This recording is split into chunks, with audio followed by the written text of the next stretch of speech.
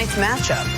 Well, I know CC talked about the weather earlier, and Yeah. I think that is going to be a factor because the team that's going to be able to control the line of scrimmage is going to give themselves a big chance to win. And for me, that's the Philadelphia Eagles, clearly, when you look at their personnel.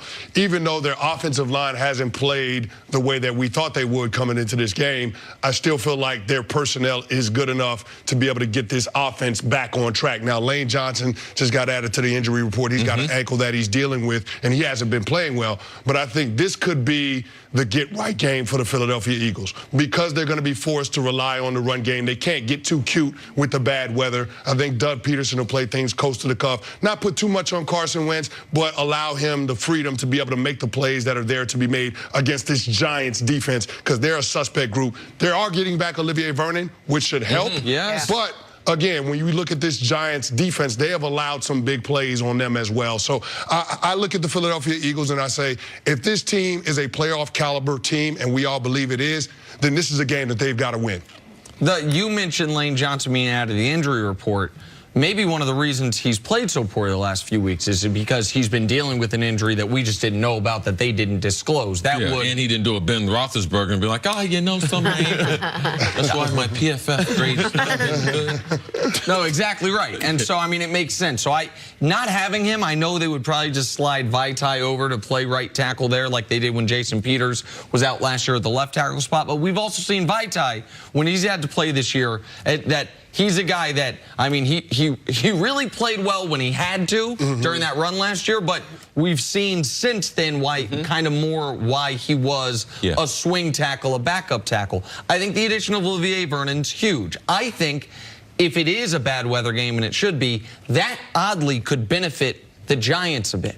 I think it could neutralize some of the Eagles' speed defensively on that defensive line, and I think the Giants have a better rushing attack than Philadelphia. I think Saquon Barkley is more likely to make something work on the ground than, right, who's going to be the Eagles' starting running back tonight? Is it Corey Clement?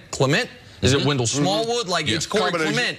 And so, in that regard, I think the weather could actually benefit a New York Giants team that is coming off its best offensive game of the season. To me, two huge questions. If you want to put the game, let's put the game on the defense. Which defense do you trust?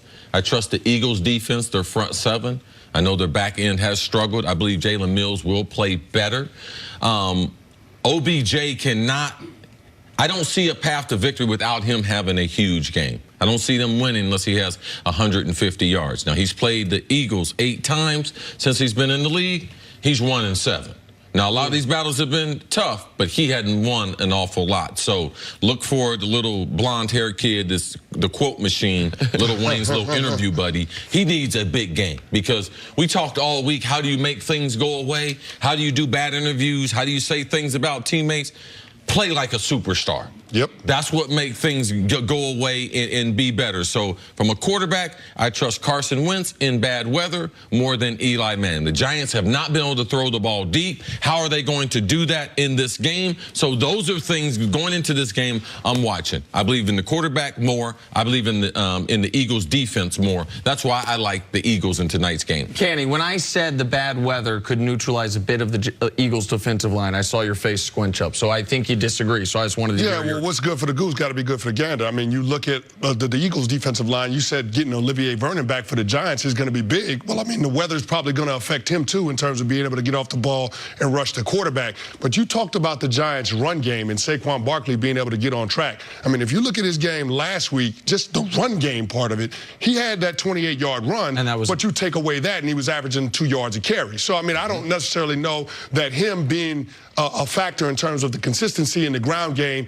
is going to be a part of the Giants' path to victory. Now, Corey Graham being out for the Eagles, that's going to be big. This is a defensive secondary. It's giving up a lot of big plays as well. Haloti Nada sounds like he's going to be out as well, so we'll see what the Eagles do in terms of juggling the personnel on that defensive front. But one thing we do know, that's a very deep group. If any defensive line can make up for some of the losses that they have on the defensive side of the ball, it's that Philadelphia Eagles defensive group. So, I mean, this is a pivot point for both teams this season, but I have higher expectations for the Eagles coming in, and so that's probably why I'll roll with them tonight. Doug Peterson came out earlier in the week and said, I want to see this team play with a bigger sense of urgency. I want to see what we play and the focus we have in practice carry over into an actual game. They are desperate The Giants are 1-4. If they don't win, their season's completely over. They are desperate. Which team needs this win more? Which is more desperate for a win? I think that could the Eagles survive a loss here and still be alive for the NFC East? Yes. Could the Giants survive a loss? No. And even if I know you'd be like, well, only 2 games back in the division, you don't come back from 1-5. You just don't. And if the only way you do is if you were 1-5 because of horrible injury early and you're getting the guy back. You didn't have your quarterback. So if the Giants lose, their season's over. But if the Eagles lose tonight, I no longer consider them a Super Bowl caliber team.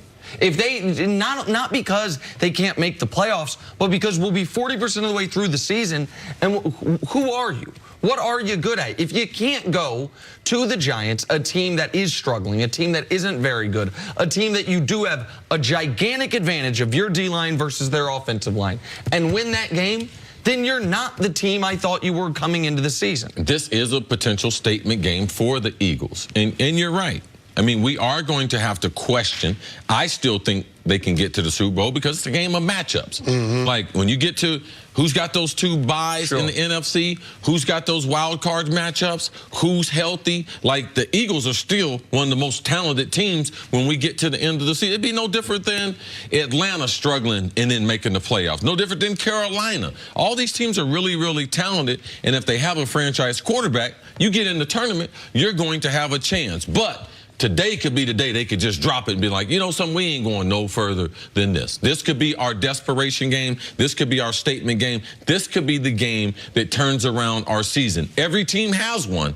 Let's just see if the Eagles, if it is tonight against the G-Men. Yeah, it's turn up or get ready to schedule to have your cars picked up for the end of the season. Because, I mean, that's really what you're faced with both of these teams. But with the Philadelphia Eagles, you look at how they match up against the Giants and how they match up against most people. They match up well just because they have a really good offensive and defensive line that's capable of playing a physical style of football. And in inclement weather, that's the brand of football that I trust. Chris Canny, thank you so much. Great insight today. Got to take a break. Coming up, why is a Cowboys receiver throwing Dak and his coaches under the bus? Or is he really saying something else? That's next on First Things First. A little intrigue with the tease.